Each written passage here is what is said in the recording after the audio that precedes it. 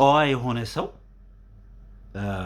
በራሱ የሚተማመን ሰው ኦኬ ሲሸነፍ ተሸነፍኩ ብሎ መሸነፉን ያምናል። ሲያሸንፍ ደግሞ ሄዶ የተሸነፈውን አካል ያጽናናል። ይሄ ጨዋነት እኮ ነው። ጨዋ የሆነ ሰው ጨዋ የሆነ ህዝብ የሚያደርገው ነገር ነው አይደል እንዴ? ሰው ለምሳሌ ጦርነት ይገጥማል አይደል? ጦርነት ገጥሞ ሲያሸንፍ አሸንፍ ያለው ብሎ የማሸነፊያ ድግስ ያከብራል። ሲሸነፍ ደግሞ ተሸነፍ ያለው ሞክሬ ነበር አቃተኝ፣ ስለዚህ ስለተሸነፍኩ ብሎ በጨዋነት ኦኬ ቢፈራረሙ ተፈራርሞ እጅ የሚሰጥም ከሆነ እጅ ሰጥቶ እጅ ማይሰጥም ከሆነና አሻፈረኝ የሚል ከሆነም ደግሞ ወኔውን ይዞ የሚያልፍ አለ። ለምሳሌ እንዳንዳንድ አባቶቻችን እጅ መስጠት የማይፈልግ አለ። ሰው ግን ሄዶ ህዝብ እንደ ህዝብ ኦኬ የሆነ ቦታ ጦርነት ገጥሞ ሲሸነፍ ተሸነፍ ያለው ላለማለት ብቻ የማያወጣው የማያወርደው አይነት ነገር ሲታይ የሚያሳዝን ደካማ ህዝብ ነው።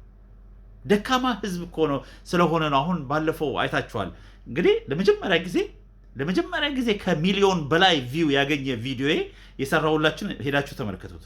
መቼም ላላያችሁት ምን እንደሆነ የሚጠብቀው አሁን ከኢራን ጋር ያነሱት ጦርነት ምን ላይ እንደሚያደርሳቸው መጨረሻው ምን እንደሚሆን የገመትኩት ነገር ነበር። ምክንያቱም በፍጹም የማይታሰብ ነገር እንደጀመሩ ራሳቸውም አላወቁትም። ምክንያቱም ጨዋ ህዝብ አይደለም። ጨዋ ህዝብ ያልሆነ ነው ጦርነት ሲገጥም ሰው በተኛበት ሄዶ የተኛውን ሰው ገሎ መሪውን ይዞ የሚሄዱት በተኙበት እኮ ነው። ከዚህ በፊትም ቢሆን ሳይታሰብ ኦኬ የድሮ ጀግንነት መቼም ብዙዎቻችሁ ያነበባችሁ የነበራችሁም የሰማችሁም የምታውቁት ነገር ነው። ሰው ተቀጣጥሮ ነው ጦርነት የሚሄደው። በጣም ብዙ ጦርነት ግን ከዩሮፒያውያን ጋር የተሰራው ጦርነት ዩሮፒያን ከዩሮፒያ እርስ በራሳቸው የሚያደርጉት ነበረ። አንዳንድ ጊዜ ግን ብዙ ጦርነት አፍሪካ ውስጥ የደረገ ጦርነት ከዩሮፒያውያኖች ጋር ቀጠሮ የለው ተስማምተን እኛ እኮ በመጀመሪያው የጣሊያን ጦርነት ጊዜ ተስማምተን ተፈራርመን ሁለተኛው ላይ ሳይነግሩን እኮ ነው ጦርነት ያወጁብን። ሳንዘጋጅ እኮ ነው እንዲሁ ይመጡብን። ከዛ ደግሞ ተሸንፈናል ብሎ ካፋቸው በምንም ተአምር መሸነፋቸውን የማያምን ህዝብ ነው። አሁን እያያችሁ ነው። አሁን የሚያደርጉትን እያያችሁ ነው። የኢራን ጦርነት ተሸንፈናል አቃተን አትሊስት ኦኬ ተሸንፈናል ማለት እንደው ባይፈልጉ ራሱ ምክንያቱም ዋናው ቦምብ ስላላቸው በዛ ማጥፋት እኮ ይችላሉ። ሀገሩ በጠቅላላ ማጥፋት ይችላሉ። ግን አቃተን ማሸነፍ ስላቃተን ብለው እንኳን እኮ ነው የማይናገሩት። ስቲል አሸንፈናል እያሸነፍን ነው ብለው ይናገራሉ። ለመፈራረም ሄደው እዛ ላይ ያለው የወጣላቸው ነጥቦች ጠቅላላ እንደተሸነፉ የሚያሳይ ሆነው ስላሸነፍን እየተነጋገሩ ነው ጦርነቱን ለማቆም ብሎ የሚናገር ህዝብ ነው ይሄን ዓለም የሚያስተዳድረው በአሁኑ ሰዓት። እሺ ያለንበት ችግር እንደሚመስላችሁ ይህ ዓለም ባለፉት ዓመታት የተሰራልን በመቶ የሚቆጠሩ ዓመታት የተሰራልን እንዲህ አይነት ጨዋ ያልሆነ ውሸታም የሆነ ለራሱ ሪስፔክት የሌለው ህዝብ ነው ይሄን ዓለም የሚያስተዳድረው።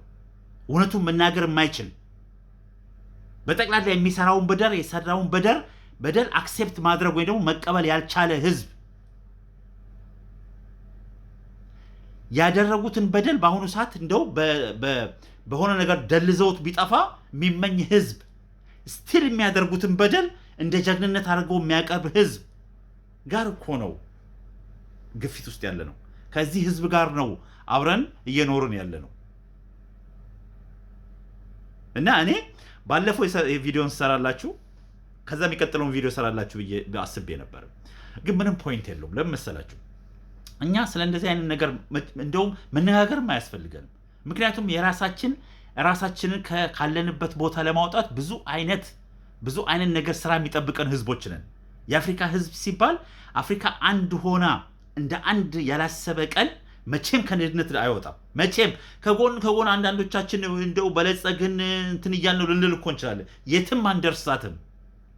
ምክንያቱም የኛ ብልጽግና ወይኛ እድገት የነሱ ውድቀት ነው። ሁሌም እነግራችሁ ነገር አለ እና በምንም ታምርኛ ከዚህ ድህነት መውጣት ከፈለግን አብሮ መስራት ብቻ ያለው መንገድ፣ አብሮ ከጎረቤት ሀገር ጋር ሆነን እንደምንም ያለውን የጭቆና መንገድ ለመቀየር መሞከር ብቻ ነው የሚያዋጣን እንጂ ይሄ ህዝብ እንዲህ አንገታችንን አንቆ እግራቸውን ላያችን አንገታችን ላይ አቆሞ ያለ ህዝብ በምንም ተአምር ማንሳት አይፈልግም።